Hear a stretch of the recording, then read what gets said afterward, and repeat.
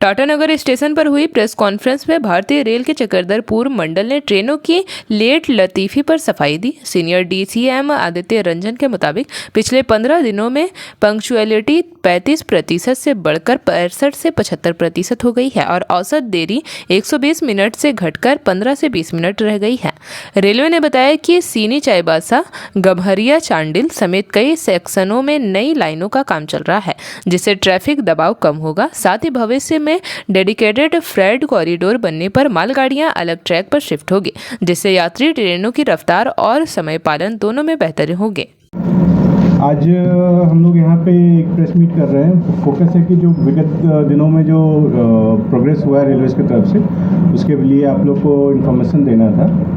तो last time जो मैंने प्रेस कॉन्फ्रेंस किया था तो वी हैड कमिटेड कि we will do some remarkable improvement in the punctuality. उसके संदर्भ में हम लोग बताना चाह रहे हैं कि जो हमारी पंक्चुअलिटी लास्ट जो करीब 15 दिन है उसमें काफ़ी इम्प्रूवमेंट हुआ है, करीब 25 से 30% इम्प्रूवमेंट हुआ है। ठीक है, ये तो स्टैटिस्टिक्स हुआ कि ट्रेन कितनी टाइमली निकल रही है। इसके अलावा जो एक्सटेंट ऑफ डिटेंशन था, जैसे पहले ट्रेन जो करीब 2 घंटे डिटेन होती थी वही 15 मिनट हो रही है, आधे घंटे हो रही है।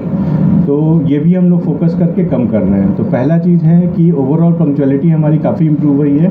अभी ये करीब 65% के आसपास में चल रही है। हम लोग और इसको बढ़ाने की कोशिश कर रहे हैं। और सेकेंड थिंग था कि जो एक्सटेंट ऑफ डिले था वो भी काफ़ी कम किया गया है। मैक्सिमम ट्रेन अभी आप लोग खुद भी फील कर रहे होंगे, लोगों से बात कर रहे होंगे कि मोटा मोटी ठीक टाइम से जा रही है। पहले के कंपैरिजन में काफ़ी इम्प्रूवमेंट हुआ है। We are working on it. और जो इम्प्रूवमेंट हो सकता है वो भी हम लोग कोशिश कर रहे हैं कि जो हमारा इमीडिएट शॉर्ट टर्म जो था कि इम्प्रूवमेंट लाना है वो हम लोग ऑलरेडी कर रहे हैं। काफ़ी कुछ हो गया और भी हम लोग करेंगे। दूसरा है जो डिटेंशंस होते हैं, जो गाड़ियाँ हम लोग कह रहे हैं कि जो 30% हम लोग टाइम से नहीं चला पा रहे हैं, उससे काफ़ी सारे रीज़न्स होते हैं। जिसमें कि एक इम्पॉर्टेंट रीज़न है कि जो हमें दूसरे डिवीज़न से ट्रेन मिलती है, जो मुंबई से चली आ रही है या फिर साउथ से चली आ रही है, वो हमें आउट ऑफ पाथ मिलती है। हर ट्रेन का एक पाथ होता है कि इस टाइम से इस टाइम के बीच में ये ट्रेन झारसुगुड़ा क्रॉस करेगी, इस टाइम से इस टाइम के बीच में ये राउरकेला क्रॉस करेगी।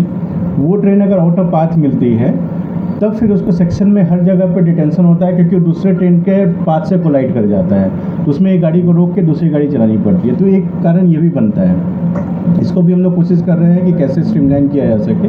तो ये भी हम लोग राउंड द क्लॉक मॉनिटरिंग की जाती है, ताकि अभी ऑफिसर लेवल की मॉनिटरिंग हो रही है कि जो भी ट्रेन आउट ऑफ पाथ आ रही है उसको कैसे राइट टाइम निकाला जाए। तीसरी है कि अभी काफ़ी सारी जो पंक्चुअलिटी हम लोग इम्प्रूवमेंट की बात कर रहे हैं, इंस्पाइट ऑफ द फैक्ट कि इस बीच में काफ़ी सारी समर स्पेशल ट्रेन चली है। TOD train, summer special train, election special, फिर मिलिट्री स्पेशल, ये काफ़ी सारी ट्रेन चली है। इसके अलावा भी बावजूद हम लोगों ने काफ़ी अच्छा करीब 70%, 65 से 70% पंक्चुअलिटी रखा है। इसको और हम लोग इम्प्रूवमेंट करेंगे। और इसके अलावा सेफ्टी भी हमारा इम्पॉर्टेंट है, जिसके लिए हमारे टीआरटी मशीन्स, पीक्यूआरएस मशीन्स, ये सब करना हमारा बहुत ही ज़रूरी है ट्रैक इम्प्रूवमेंट के लिए, सेफ्टी के लिए। तो वो भी काम चल रहा है। वो काम होता है तो कुछ गाड़ियों को रोकी जाती है ताकि वो मशीन काम कर सके।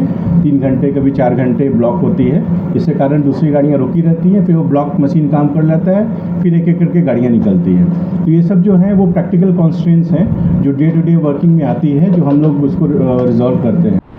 जेपी भारत लाइव, भारत की बात जेपी के साथ। वीडियो को लाइक करें, शेयर करें और चैनल को सब्सक्राइब करें।